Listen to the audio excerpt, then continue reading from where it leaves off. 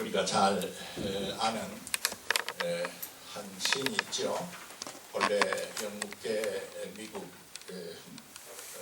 저명한 T.S. 엘리엇이라고 하는 분이 1922년에 황무지라고 하는 유명한 시를 써서 소위 그 시 서장 부분에 4월은 잔인한 달이다 하는 구절이 있어서 널리 회자됐습니다.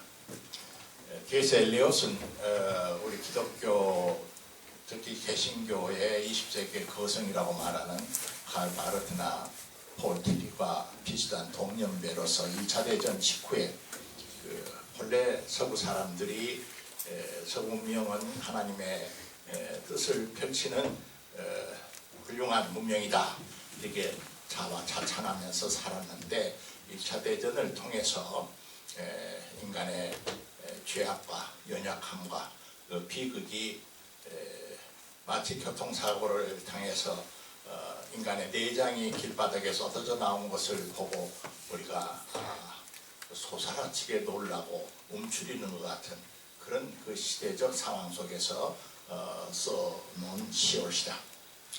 4월은 잔인한 달이다. 그런데 2016년 한반도에 사는 우리 한민족에게 있어서는 4월은 어떤 달일까요? 저는 4월은 우리 한민족의 시험의 달이다. 이렇게 어느 시인이 긴 엘리엇처럼 하나의 장시를 썼으면 어떨까 생각을 해봅니다. 우리가 달마다 기억해야 할 만한 역사적 사건들이 1월, 2월, 3월, 4월 많이 있죠. 근데 유달리 4월은 꽃이 만발하는 참 생명의 달임에도 불구하고 우리 한민족에게는 이상하게 4월에 참 잔인한 달을 넘어서 시험의 달이라고 말을 해도 잘못이 없는 그런 사건이 연거푸 일어났었어요. 지난번에는 거의 잊혀지고 지냈습니다만은 1947년에서 54년 기간 동안에 소위 저 유명한 제주도의 4.3 사건이라는 것이 있었습니다. 해방 직후에 소위 정치적 이념 충돌이 무식한데 죄 없는 민간인들이 소위 그 이념 투쟁의 희생자들에 대해서 약 1만 4천 명의 제주 순산 민간인이 밤이면 밤마다 낮이면 낮마다 그렇게 학살당했던 아픈 사건이죠. 노무현 정부 때 그것을 제주 4.3 폭동 사건이라고 규정되었던 그것을 그렇지 않다. 그것은 민간인의 그 주류가 희생의 사건이다 해서 평화공원을 세웠습니다마는 아직도 그 응어리가 다 씻겨지지 않는 채 잊혀져 가고 있습니다. 내일 모레면 4.19 민주학생 사건이 있죠. 아까 기도한 대로 어제는 16일 세월호 참사 침몰 사건 2주기가 지났습니다. 바로 지난주에는 한국민은 4월 13일 총선이라는 정치적 결단의 사건이 있었습니다. 역사란 것이 뭐냐? 객관적으로 일어난 일련의 복잡한 원인들이 누적되어서 발생하는 일종의 그 사건의 지속이죠. 동물들에게도 역사가 있을까? 아프리카의 백세의 왕이라는 사자들에게도 역사가 있을까? 한 일가를 이룬 큰 때의 왕초 사자의 혈통의 흥망성쇠사는 있을지 몰라도 그들에게는 역사가 없지요. 코끼리에도 없고 사자에게도 없고 벌에게도 없습니다. 오직 지구상의 수많은 생명의 종 중에서 사람이라는 이 생명종만이 역사라고 하는 사건, 특별히 특정 사건을 겪으면서 그 의미를 해석하고 그 의미를 오늘에 되살려서 지켜가면서 정신적으로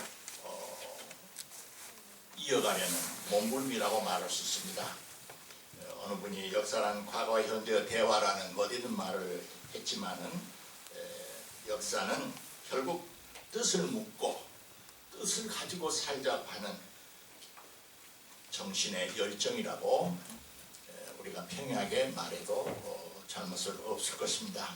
지난 4.13 총선은 우리가 300여 명의 국회의원을 뽑는 소위 대의적 민주주의 정치제도를 우리 속에 완전히 뿌리 내리기 위한 국민적 참여 정치 행위였습니다만 단순히 그것이 정치제도의 한 과정일까?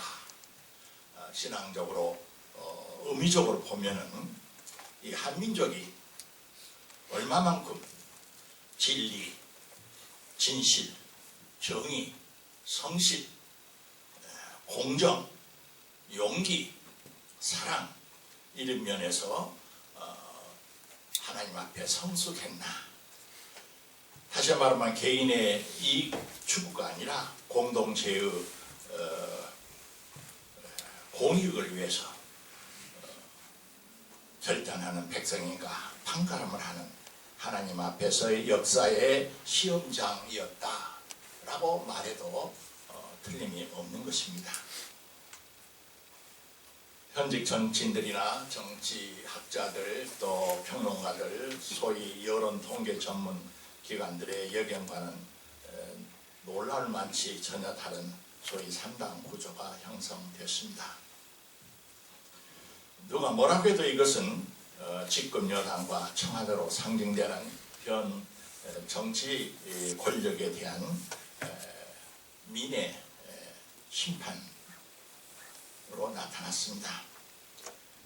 주권자인 국민의 뜻을 우롱하는 오만 독선, 소위 말하는 공천파동의 주택, 권력 남용에 대한 강력한 비판과 견제의 표심으로 읽어도 큰 잘못은 없다고들 거의 대동소이하게 여당지나 야당지나 견해가 달리하는 여러 정치평론가들도 그렇게 보고 있고 정당들도 그렇게 보는 것 같습니다. 그렇다고 해서 4.13 총선에서 국가 주권 재민의 마지막 책임자인 국민 모두가 정말 역사의식에 투철하게 맑은 정신으로 뛰어서 양심과 공의와 진실을 선택한 그런 사건이었느냐. 우리가 신앙적으로 볼 때 정말 하나님 보시기에 공의로운 합격 점수를 받을 만한 그런 시험 성적을 받았다고 그렇게 자화자찬할 수 있고 우리가 그렇게 낙관적으로만 생각할 수 있느냐. 우리 크리스찬들은 일반인의 그런 견해를 넘어서서 진지하고 정직해질 필요가 있습니다. 구체적으로 봅시다. 만약 이번 4.3 총선이 진정 아까 언급했던 집권 여당의 지나친 독주나 특히 공천파동이라고 하는 것을 통해서 보여준 국민을 깡그리 무시하고 권력을 그들의 계파의 무슨 전유물처럼 그렇게 농락을 부리는 그 잘못된 생각에 대한 응징이요 채찍이었다면 소위 공천파동의 정치적 핵심 책임자들이 심판을 받고 아무도 국회의원에 당선이 되어서는 아니 될 일입니다. 그러나 현실 그랬습니까? 실질적으로 4천만 이상의 국민의 가슴 속에 그 아픈 상처를 준 당사자들 최고 장본인들은 다 국회의원으로 당선이 됐습니다. 그들은 호남 지역이나 TK 지역의 소위 국가 예산을 끌어들여서 잘 살게 해주겠다는 그런 지역주의, 집단 이기심을 자극하는 그런 선거운동이 여전히 판을 쳤습니다. 그러므로 우리는 그렇게 간단하게 보는 것은 비상적일 것입니다. 선 어거스틴의 말대로 역사 현실의 전개 과정은 하나님이 다 이루셨다라고 말씀하시기 전에는 언제나 빛의 자녀들과 어둠의 자녀들, 선과 악, 정의와 불의의 긴장된 싸움이고 엎치락뒤치락하는 그 모험이 공존하는 경기 과정일 것입니다. 그럼에도 불구하고 감사한 것은 큰 눈으로 역사 전체를 우리가 볼 때 역사는 점진적으로 한 발짝씩 한 발짝씩 전 정치 구성원들의 참여와 공의가 확충되어가고 실현해가는 그런 과정으로 나타난다고 하는 것에 우리는 위로와 희망을 갖습니다. 오늘 설교 제목은 봉독한 마태복음 4장 1절부터 11절 소위 예수님의 광야 시험을 묵상하면서 제목을 붙였습니다. 하나하나 성경 구절을 추적하기보다는 오늘은 그 전체 속에서 두 가지 점만을 특별히 주목을 하면서 우리 시대 바로 여러분과 나에게 한국 그리스도인들에게 한민족에게 성령께서 말씀하시는 바가 무엇인가를 같이 듣고자 합니다.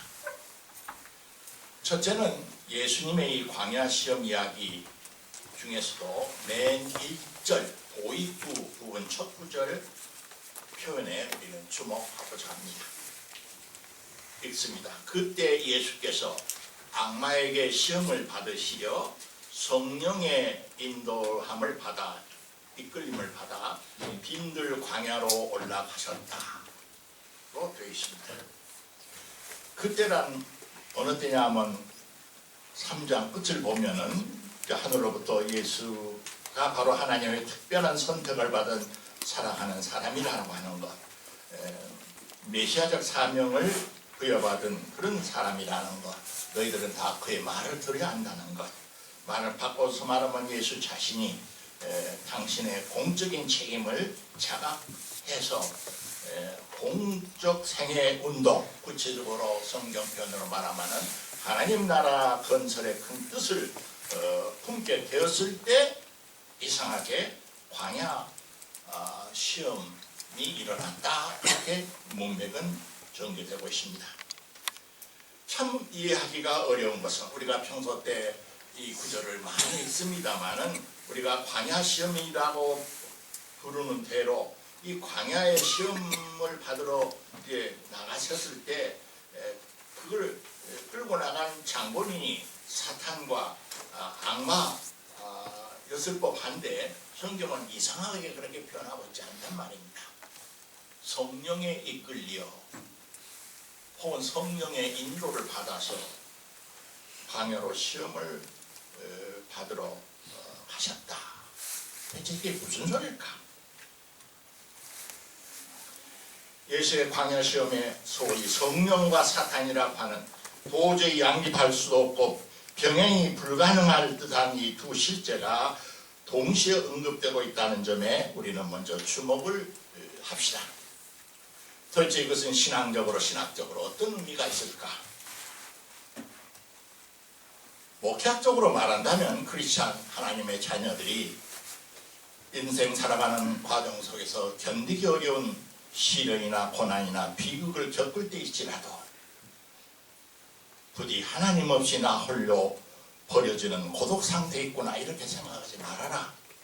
그게는 말할 수 없는 탄식으로 함께 아픔으로 함께 하시는 성령이 계신다라고 하는 것으로 위로의 메시지로도 우리가 들을 수도 있겠죠. 이론신학적으로 말하면은 시련과 이 시험이 악마나 사탄이라고 하는 존재에 의해서 주관되지만은 욥기에서 말씀하는 대로 하나님이 그의 생명을 건들지 말라고 하듯이 이성적으로나 합리적으로는 도저히 납득이 안 되는 이 보시기에 좋았다라고 선언하는 창조세계 안에 비록 어둠과 파괴와 죄와 죽음의 이 부정적인 것들이 현존하지만은 그것들이 마지막이 아니고 그것들도 하나님의 주권 아래에 있다고 하는 것을 선언하고 있다. 이렇게도 위로받을 수도 있을 겁니다. 혹은 심층 심리학자들의 시각에서 보면은 사탄이네 마귀네 하는 것은 어떤 객관적인 타자적인 그런 어떤 밖으로부터 나에게 오는 공격적 파괴자라기보다는 정신적 삶을 살아가는 인간 정신세계 그 안에 있는 어두운 그림자, 무의식 속의 어떤 반란자, 성경 표현으로 말하면 인간 속에 근원적으로 있는 자기의 창조주 하나님을 싫어하는 그 근본악의 성향을 말한다. 그러므로 사람은 겸손해야 한다. 그렇게 들을 수도 있을 것입니다. 그러나 이쯤에서 우리는 야고보 선생의 다음 말씀을 드려야 하겠습니다. 야고보서 1장 13절 14절은 이렇습니다. 사람이 시험을 받을 때 내가 하나님께 시험을 받는다 하지 말지니 하나님은 악에게 시험을 받지도 아니하시고 친히 아무도 시험하지 아니하시느니라. 오직 각 사람이 시험을 받는 것은 자기 욕심에 끌려 미혹됨이니 욕심이 잉태한 즉 죄를 낳고 죄가 장성한 즉 사망을 낳느니라. 아까 기도한 자가 기도한 대로 세월호 2주기를 맞아 304명의 희생자 유가족들의 아픔에 우리가 정말 진지하게 5분만이라도 10분만이라도 아니 1, 2분만이라도 가정에서 일터에서 교회에서 예배 보는 기간이라도 형식적으로 말고 진심으로 그 유가족의 어머니나 아버지나 형제의 마음자리에 함께 했으면 좋겠습니다. 특히 아직 시신을 거두지도 못한 9명의 그 유가족, 특히 청소년들의 엄마 아빠의 그 비통하고 물론 말로 표현할 수가 없는 미쳐버릴 것과 같은 죽지 못해서 사는 이 고통,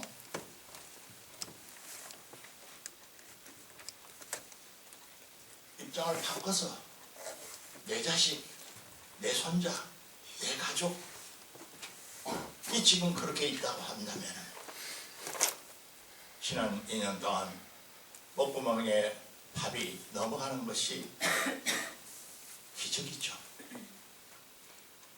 그런데도 모든 이 세상은 이제 필요하니 세월호 이야기랑 그만하자, 잊어버리자 등등 여러 가지 그 아픈 마음들은 사실은 제2 살인행위가 될 것입니다. 그런데 우리가 알아야 할 것은 유가족들은 지금은 가장 큰 시험을 받고 있습니다. 정확한 통계는 아니지만은 유가족 중에서 자녀를 세월호 사건에서 바닷속에서 잃어버린 교회를 다니는 그리스도인들 학부형들의 2분의 1이 교회를 떠났다고 그럽니다. 왜? 이해가 안 되니까요. 그들이 가졌던 그동안 그들이 훈련받았던 그리스도인의 신앙에 하면은 하나님이 너무나 무자하고 무정하고 무관심하고 그 힘없고 어린 생명들을 그렇게 내쳐버리는 하나님을 더 이상 예배하고 찬양할 수 없다는 거예요. 물론 그 중에서는 그런 시험에 시련을 겪어서 더 깊은 신앙의 경지로 들어가게 되고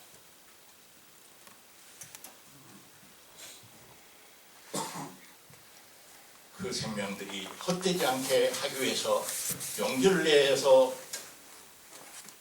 그런 불의한 사고가 다시 일어나지 않는 사회를 만들기 위한 노력에 팔을 붙이고 나선 학병들도 있습니다만은, 제가 말씀드리고자 하는 것은 오늘 이 예배 시간만이라도 섣부른 위로나 도움이나 그것이 별 효용이 없다고 하는 것, 우리는 그들 곁에 가서 같이 침묵으로 있어주기만 하는 것, 같이 아파해주는 그것 이상 더할 일이 없다고 하는 이 정직한 고백 앞에 우리가 섰으면 합니다.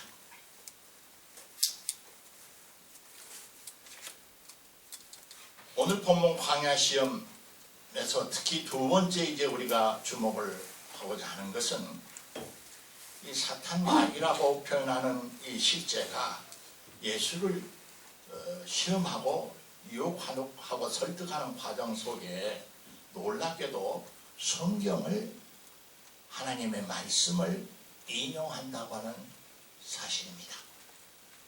구체적으로는 시편 91편을 인용했습니다마는 소위 지도자다라고 하는 메시아라고 가정을 한 거짓 악한 자들도, 거짓 이리떼들도 얼마든지 아름답고 멋있고 거룩한 말, 이론, 명분을 얼마든지 내세울 수 있다고 하는 것입니다. 특별히 그들이 내세우는, 사탄이 내세웠던 그 성경 본문은 기적을 베푸는 하나님, 사람들에게 놀라움을 유발시키는, 만인이 감각적인 눈으로, 귀로 듣고 보는 기적을 실해 보이는 그런 하나님의 말씀을 골라서 인용을 하면서 예수를 유혹하고 있다고 하는 사실입니다. 이 유혹자의 공격에 대해서 예수께서도 응수하실 때 성경 말씀을 가지고 응수하시는데, 가만히 들여다보면 그 모든 말씀의 핵심이 신명기 6장 4절부터 5절에 있는 말씀, 전 이스라엘 백성들이 자나깨나 머리에 붙이고 이마에 쓰고 손목에 붙이고 귀에 있을 때마다 고백하는 모든 율법 중의 율법, 계명 중의 계명, 말씀의 핵심이라고 하는 그것. 이스라엘아 들으라, 주 우리 하나님은 오직 한 분 하나님이시니 너는 주 너의 하나님을 온 마음과 온 정성과 온 힘으로 사랑하여라 하는 이 쉔마라고 유대인들이 고백하는 이 정신, 이 정신을 가지고 초지일관 악마와 대결을 하고 있다는 사실에 우리는 주목을 해야 할 것입니다. 같은 성경 말씀을 인용을 해도 예수는 감각적이고 눈에 보이고 실증도 손에 잡는 그런 어떤 증거를 가지고 대결하는 것이 아니라 그 말입니다. 눈에 보이지 않는 하나님을 마음과 뜻과 정성과 힘을 다하여 사랑한다는 것은 정직히 말해서 보통 혈육적인 인간 우리에게는 쉬운 일이 아니옵시다. 그래서 아들, 딸을 진도 앞바다에 수양시켜놓고 그 하나님 앞에 더 이상 정직하게 기도할 수 없다고 교회를 떠난 그 학부형들을 나는 욕할 수가 없습니다. 그들은 믿음이 없다고, 믿음이 적다고 그렇게 말할 수가 없어요. 왜냐하면 감각적인 인간, 좀 더 이성적인 인간, 아니 좀 더 좋게 봐서 진선미를 추구하는 휴머니스트일지라도 눈에 보이지 않는 하나님을 마음과 뜻과 정성과 힘을 다하여 주 하나님으로서 믿고 경외하고 의지한다고 하는 것은 쉬운 일이 아니다 그 말입니다. 그러나 성서적 신앙의 역설은 바로 거기에 있습니다. 인간이 인간으로서 태어나서 마지막 최고의 지복, 최고의 평안, 최고의 완전한 완성은 무엇일까? 성서의 모든 사람들은 그렇게 대답합니다. 아무 조건 없이, 아무 나와의 직접적인 이해관계 없이, 나이가 행복을 가져다든 불행을 가져다든 행불행의 조건에 좌우됨이 없이, 마치 젖먹이가 어머니에서 젖을 실컷 먹고 모든 것을 어머니에게 맡기고 품속에서 고이 잠들듯이 주로서 하늘 아버지로서 믿고서 십자가에서 버림받은 그 예수가 그랬듯이 절대 고독 속에서도 절대 모순 속에서도 당신은 나의 아버지 주 하나님 구원자 긍휼과 자비가 풍성하신 분이십니다. 사랑이십니다. 라고 고백하는 것. 그것이 인생의 마지막 시험이라는 것입니다. 그리고 만약 우리 신앙이 정말 성숙한다면, 정말 내가 참 크리스찬이 되어 갈 수 있다면 일생 동안에 이 진지한 순수한 고백을 할 수 있기를 원합니다. 땅에서 살아가는 육신의 부모일지라도 그가 못 배우고 병들고 빚쟁이고 아무 존경을 받을 만한 가치가 없을지라도 부모는 부모니까 나는 부모를 부모로서 모실 뿐이라고 생각하는 진실한 효심처럼 신앙도 그래야 한다는 것입니다.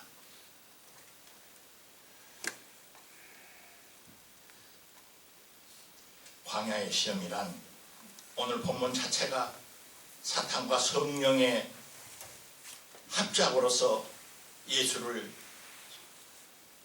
메시아로서의 자격이 있나 없나 혹은 연단하고 훈련시키기 위해서 광야로 끌고 나가서 시험을 하셨다 하는 그런 구도로 되어 있지만 우리가 진실을 보면은 예수님 자신도 인간으로서 이 세 가지 유혹을 느끼셨다는 겁니다. 절대 빈곤에 허덕이는 수많은 가난한 민중들의 한을 풀어주기 위해서는 빵 문제를 해결하면 되지 않은가. 여수식으로 말하면 경제 제일주로 세상을 구하면 되지 않는가, 않을까 하는 생각을 하셨다는 거예요. 예수도. 종교적인 초능력을 사용하면 안 되는 것일까? 나를 위해서가 아니라 저들을 위해서 그러면 안 되는 것일까? 그러고 싶은 생각이 든 때가 있었다는 거예요. 예수에게도. 어차피 세속적인 세상 질서를 보다 바르게 조금이라도 할 수 있다면 당시 세상의 정치 권력과 적당한 타협을 보면서 효과적인 결과를 가져올 수는 없는 것인가 라고 예수의 마음속에도 한때 그런 생각이 들었다는 겁니다. 그렇지 않으면은 이 광야의 시험은 그 의미가 반감되어 버려요. 그렇지만 그 모든 유혹들은 아까 말한 대로 신명기 6장 4절부터 5절에 나오는 쉐마, 오직 마음을 다하고 뜻을 다하고 진실을 다하여 주 하나님만 의지하고 사랑하고 순명하라 하는 쪽을 예수는 택했다는 것입니다. 요즘 표현으로 말하면 오직 사랑과 공의를 통해서만 그 일이 이루어져야 한다고 믿었다는 겁니다. 그 결과는 오직 십자가의 길뿐이죠. 4월은 한민족에게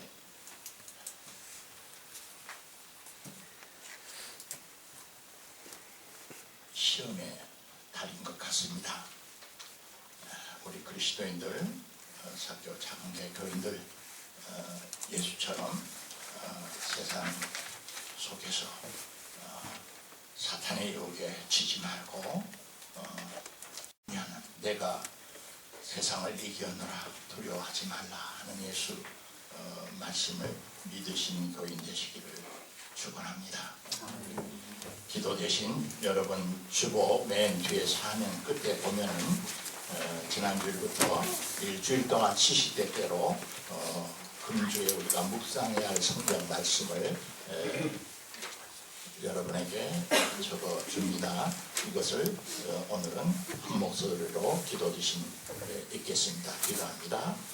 어두운데 빛이 빛이라 말씀하셨던 그 하나님께서 예수 그리스도의 얼굴에 있는 하나님의 영광을 아는 빛을 우리 마음에 비추셨느니라. 우리가 이 고개를 질그릇에 가졌으면 이는 심히 큰 능력은 하나님께 있고 우리에게 있지 아니함을 알게 하려